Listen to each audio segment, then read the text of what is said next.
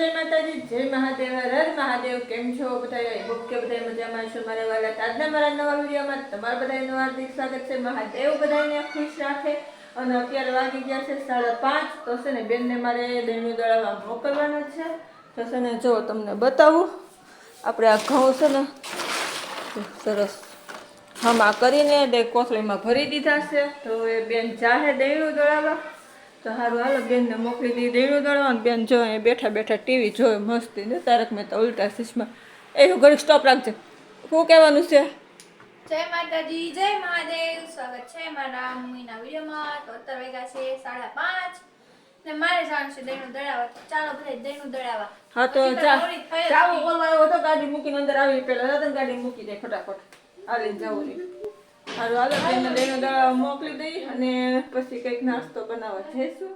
હા ચાલો જો દહીં આપી દીધું છે ને ભાઈ આવી ગયો છે. હાલે ગાડી લઈને જાય બે છોકરાઓ દહીંનું દળાવવા. દહીં આગળ મૂકી દીધું, બેન પાછળ બેસી ગયા. હાલો હાલો આપણે જો દહીંનું દળાવવા મોકલી દીધા ને હવે મારે છે ને ચા પીવી છે. તો ફટાફટ હું પહેલાં મારે હાટું ચા બનાવી લઉં. એ જવાનું મોડું થાય તો એને મસ્તીને આપણે ચા અને ભાખરી ખાવા આપી દીધું છે. હાલો એ ચા ને ભાખરી ખાય છે તે આપણે દિયાબત્તી કરી આવ્યા. હમણાં મેં સગાઈનો આલ્બમના વિડીયો બનાવીને મૂક્યો હતો ને તો બહુ બધાની કમેન્ટ હતી. લાઈવમાં તે રોજ બહુ બધાની કમેન્ટ હોય છે. તો આજે તો શું કે કમેન્ટના સ્ક્રીનશોટ પાડીને બધું એડિટિંગ કરીને બધું ટાઈમ નથી રહ્યો કારણ કે 8:45 થઈ ગયા છે. 9:30 વિડીયો અપલોડ કરવાનો હોય. તો અત્યારે છે ને હું એમના બધો નોટમાં મેં લખી નાખી છે કમેન્ટ. તો વાંચીને તમને બધાને જવાબ આપી દો જેથી તમને કોઈને ખોટું ન લાગે. અને વિડીયો બહુ લાંબો કર્યા પહેલાં હું કમેન્ટ વાંચવાનું ચાલુ કરી દઉં. વાંચવાનું ચાલુ કરવું પહેલાં હું કહી દઉં કે મારું નામ છે જાગૃતિ. મારી ચેનલ મારા નામ ઉપર જ છે અને હું સુરતમાં રહું છું અને મારું સુરત સિટી ગુજરાતમાં આવે છે. તો આ કમેન્ટ બહુ બધાની હતી તો બધાને કહી દીધું. અને બધાને જય માતાજી, જય મહાદેવ, હર મહાદેવ બધાને. અને છે ને કમેન્ટ હતી તમે સાડીમાં સરસ લાગો છો તો ડ્રેસ ન પહેરો તો વધારે સારું. હા એ વાત સરસ, એ વાત તમે હાવ સાચી કીધી છે. મને સાડી જ પસંદ છે એટલે હું જાજી તો સાડી જ પહેરું છું. પણ બધાની ઈચ્છાઓનું માન રાખીને 8 દિવસમાં 1 દિવસ કદાચ ડ્રેસ પહેરશું આપણે. બાકી તો સાડી જ પહેરું છું. અને તમારા પરિવારને મહાદેવ ખુશ રાખે. તો થેન્ક યુ નહીં સોરી બાલુભાઈ થેન્ક યુ. તમારી સગાઈના આલ્બમમાં તમારા હસબન્ડ કેમ નહોતા કે તમે અમને બતાવ્યા નહોતા? તો ભાઈ એ મારી સગાઈમાં આવ્યા જ નહોતા. સગાઈમાં આવ્યા હોય તો બાજુમાં બેસાડ્યા હોય તો આરે ફોટા પાડ્યા હોય તો તમને બતાવું ને. તો ભાઈ અમારી વખતે તો જેવી રીતે સગાઈ હતી એવી થતી તેવી રીતે થઈ હતી ને એવા ફોટા ને એવા આલ્બમ હતા તો એ તમને મેં બતાવ્યા હતા.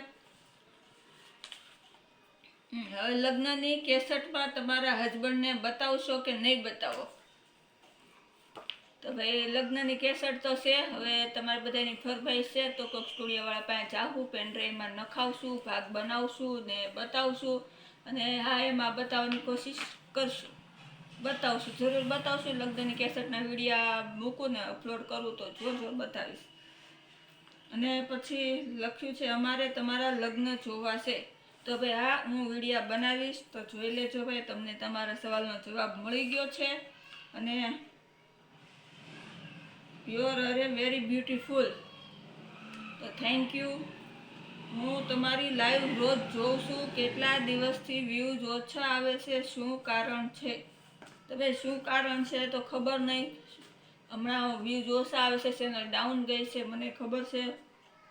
અને તમારે વ્યૂઝ લાઈવમાં આટલા બધા આવે છે, સબસ્ક્રાઈબર આટલા બધા છે તો વિડીયોમાં વ્યૂઝ કેમ નથી? તો ભાઈ મારે પહેલાંથી લાઈવ જાજુ કરું છું. શોર્ટ ઝાઝા બનાવ્યા હતા અને પછી સમય ઘટતો હતો તો લાઈવ ચાલુ કરવાનું કર્યું હતું.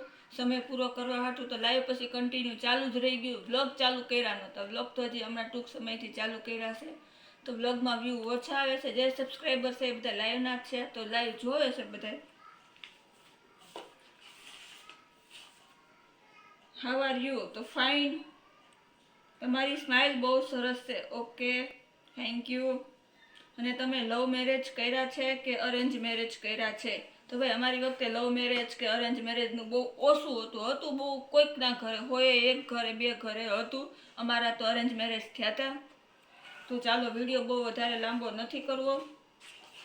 તો તમે લગ્નના વિડીયો ક્યારે બતાવશો? તો ભાઈ એનું હજી કાંઈ નક્કી નથી ક્યારે એના વિડીયો અમે બનાવશું, ક્યારે બતાવશું. હા, અને તમે રોજે પહેલાં જમવાના વિડીયા બનાવતા હતા, હવે વ્લોગ કેમ બનાવો છો? હા, તો રસોઈ બનાવવાના વિડીયો શું થાય કે રસોઈ તો હું જે મારે જમવું હોય ને એ બનાવું, પછી એકને એક વસ્તુ વારે વાર કેમ વિડીયોમાં મારે બતાવવું, એટલે રોજે પછી કિચનનો વિડીયો મારે કઈ રીતે બનાવવો એ પ્રોબ્લેમ હતી. અને પછી બીજી પ્રોબ્લેમ એ હતી કે વ્લોગ હું સ્ટાર્ટ કરું તો વ્લોગમાં હું બતાવું શું, મારી પાસે તો ખાલી રસોઈ કરવાનું જ કામ હોય, બીજું મારી પાસે કંઈ કામ હોય નહીં. તો સવારથી સાંજ સુધી હું તો જો લાઈવ કરતી હોઉં, રસોઈ બનાવતી હોઉં, બપોરે સવારે ઉઠું મોડી અને ટીવી જોતી હોઉં, આખા ઘરનું કામ બેનને કરવાનું હોય, તો વ્લોગ કેવી રીતે કરવું એવું થતું હતું. પણ હવે જોઈએ છીએ આપણે કન્ટિન્યુ કંઈક ચાલુ રાખશું, કંઈ વાંધો નહીં. અને સારું, હાલો તો બસ આજ માટે એટલું રાખી દઈએ. જય માતાજી, જય મહાદેવ, હર હર મહાદેવ. મારો વિડીયો કેવો લાગ્યો છે જરા કમેન્ટમાં કહી દેજો. ચાલો, બાય બાય.